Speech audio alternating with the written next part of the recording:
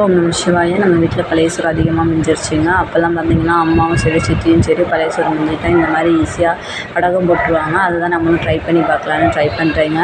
But எப்படி வருதுன்னு தெரியலை. ஃபஸ்ட் டைம் தான் பண்ணுறேன். பழைய சோறு ஃபஸ்ட்டு நல்லா தண்ணி இல்லாமல் பிழிஞ்சு எடுத்துக்கணுங்க.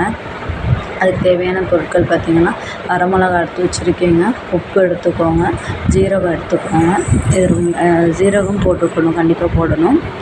இப்போ நம்ம சாறில் பார்த்திங்கன்னா பழைய சோறு நல்லா தண்ணியை வடிச்சிட்டு எடுத்துக்கோங்க. ரொம்ப கொலகொலப்பானாலும் பிடிச்சி வைக்க முடியாது.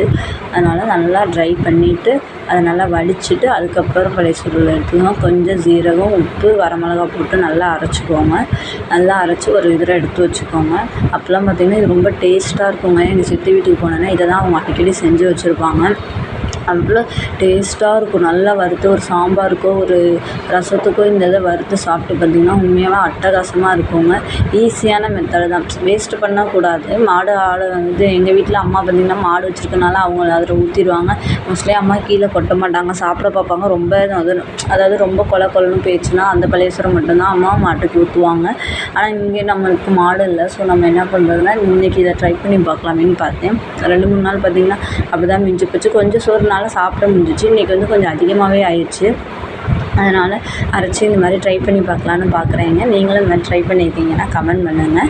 இது ரொம்ப ஈஸியானது, ரொம்ப குவிக்காக பண்ணக்கூடிய விஷயம் தான். ரொம்ப டைம்லாம் ஆகாது. டக்குன்னு சட்டுன்னு எடுத்து நீங்கள் இதே மாதிரி நிறையா சோறுலாம் இந்த மாதிரி ரெடி பண்ணி வச்சுட்டேங்க அரைச்சேன். இப்போ இதை ஒரு நியூஸ் பேப்பர் போட்டு இல்லை உங்கள்கிட்ட ஒரு காட்டன் கிளாத் இருந்தாலும் அதில் வச்சுக்கோங்க. நம்மள்ட்ட தட்டு இருந்துச்சு, தட்டு மேலே 2 நியூஸ் பேப்பரை போட்டுட்டு இந்த மாதிரி ரெடி பண்ணி வச்சுருக்கேங்க.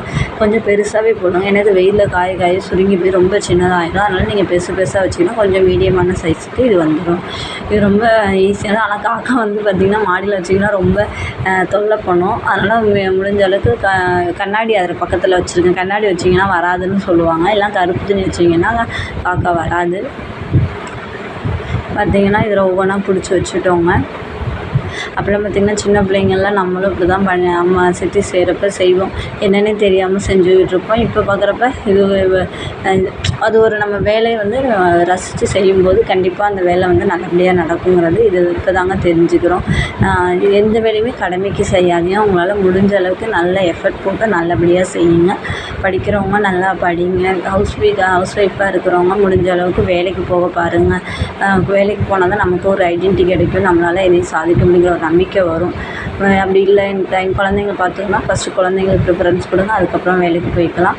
உங்களுக்கு எது சௌகரியமோ அதை பாருங்கள். நான் சொல்கிறேங்கிறதுக்காக தப்பாக எடுத்துக்காதீங்க. நான் சொல்கிறேன்னு பார்த்திங்கன்னா என்னோடய அனுபவத்தில் ரொம்ப ரொம்ப முக்கியம். ஹவுஸ் ஒய்ஃபுக்கு வேலைக்கு போகிறது ரொம்ப முக்கியமானது. ஃபினான்ஷியலாகவும் சரி, நம்மளோட மைண்ட் அளவுலேயும் சரி, நம்ம கொஞ்சம் ரிலாக்ஸாக இருக்கும். ஆனால் வேலைக்கு போகிற பெண்களை கேட்டிங்கன்னா வீட்டில் இருக்கிறது தான் சந்தோஷமாங்க. வீட்டில் இருக்க பெண்களை கேட்டிங்கன்னா வேலைக்கு போகிற பெண்கள் தான் சந்தோஷமாக இருக்குவாங்க. அவ்வளோதாங்க, முடிஞ்சிச்சு. தேங்க்ஸ்.